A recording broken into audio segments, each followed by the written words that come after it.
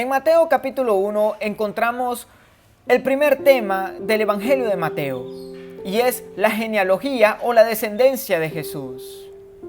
La genealogía para los judíos era muy importante, porque así conocerían la procedencia de la persona que nacería.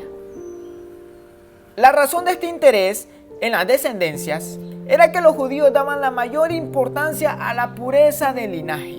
Entre más puro era el linaje, entonces más reconocida era la persona.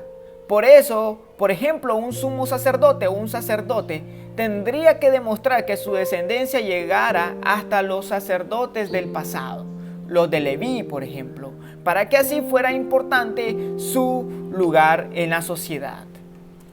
Pero Mateo hace algo increíble, algo insólito, algo extraño, que cualquier judío en su lógica nunca hubiese hecho esto. Por eso ahí está, ¿cómo incluyes esas mujeres? Sí, el Evangelio de Mateo incluye 4 mujeres.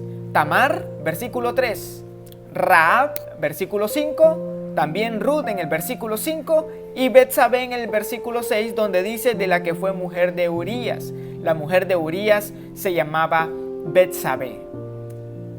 ¿Por qué esto es algo insólito, algo espectacular, algo particular que ningún judío en su lógica haría?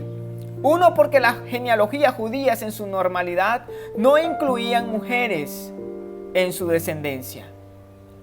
Las mujeres también no eran tratadas como personas, sino como cosas. Y hay una antigua oración de los judíos que daban gracias a Jehová por 3 cosas: porque no eran ni esclavos, porque no eran ni gentiles y porque no eran mujeres. Entonces daban gracias a Dios porque no eran esclavos, gracias Dios porque no soy gentil y gracias Dios porque no soy una mujer. Y Mateo no solo incluye 4 mujeres, sino que incluye 4 mujeres de procedencia dudosa, de reputación dudosa. Tamar cometió adulterio con Judá, Génesis 38. Rahab era la ramera en Jericó, Josué 2, 1 al 2. Ruth era moabita, los moabitas eran enemigos del pueblo de Israel y Dios había dictado sentencia contra ellos en Deuteronomio 23, 3. Y tenemos Betsabé, que nos recuerda el horrible pecado de David, segundo libro de Samuel, capítulo 11. Entonces Mateo no solo escoge 4 mujeres, sino que estas 4 mujeres en la descendencia del ser más importante del mundo son de dudosa reputación, de descendencia negativa, de personalidad negativa, llena de pecados a los ojos de cualquier persona. Y no solo eso, el embarazo prematrimonial de María es igualmente un escándalo a los ojos de los judíos y en principios a los ojos de José, quien piensa en dejar a María, separarse de ella, porque él no entendía que era una obra de Dios lo que en el vientre de María estaba. Mateo 1:18. Entonces vemos aquí que hay 4 mujeres en la descendencia de Jesús que son de dudosa reputación, y la 5ª mujer, que es María, dice que lo que ella viene en su vientre es engendrado por el Espíritu Santo. María, aunque fue escogida por Dios, iba a ser rechazada por el pueblo. Y aunque sería portadora del más grande milagro, la incredulidad del pueblo no aceptaría ese milagro. Entonces, la descendencia de Jesús fue increíblemente escandalosa para los judíos, porque nadie en su lógica, como les decía, incluiría a este tipo de mujeres en su descendencia. Y desde la descendencia de Jesús nos muestra su misión como Salvador y nos proporciona una estupenda manifestación de la gracia de Dios. Y es por eso que las barreras se destruyen en Cristo Jesús. La primera barrera que se destruye es la barrera entre el judío y el gentil. Vemos que 3 de las 4 mujeres, Tamar, Rahab y Ruth, eran extranjeras. Y Betsabé estaba casada con un extranjero que era Urías. Y aquí vemos cómo Dios destruye la diferencia racial entre judíos y gentiles, y ahora ambos pueden pertenecer al cuerpo de Cristo y ser salvos delante de Dios.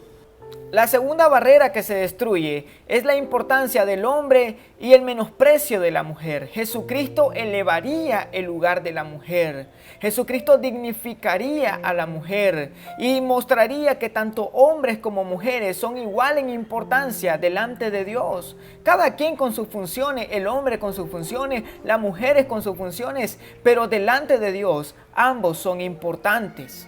Por eso podemos ver que se nos manda a los cristianos amar a las mujeres, a nuestras esposas, como Cristo amó a la iglesia. En 1 de Pedro 3:7 dice que los esposos y las esposas son coherederos de la gracia de la vida eterna. Y en Gálatas 3:28, hablando del bautismo, Pablo dice que ya no hay varón ni hay mujer en Cristo Jesús. Y la tercera barrera que se destruye en Cristo Jesús es la barrera entre santo y pecador. A través de su descendencia, Jesús nos muestra que Él vino para asociarse con pecadores. Él vino para recibir a los pecadores. Él recibió a pecadores, comió con pecadores, lo tacharon de que no era profeta porque recibió una mujer cualquiera en sus pies. Él mismo, Jesús, dijo que Él no venía por los sanos, sino por los enfermos, para llamarlos al arrepentimiento y perdón de sus pecados. Así que Jesús nos muestra que Él destruiría toda barrera que nos separan entre Dios y el hombre. Así que ya no hay barrera entre Dios y los hombres. Jesús las destruyó todas. En Cristo Jesús se destruyen todas las barreras. Por eso es muy importante, hermanos y hermanas, que entendamos que podemos buscar a Dios a la hora que sea, donde sea y con quien sea.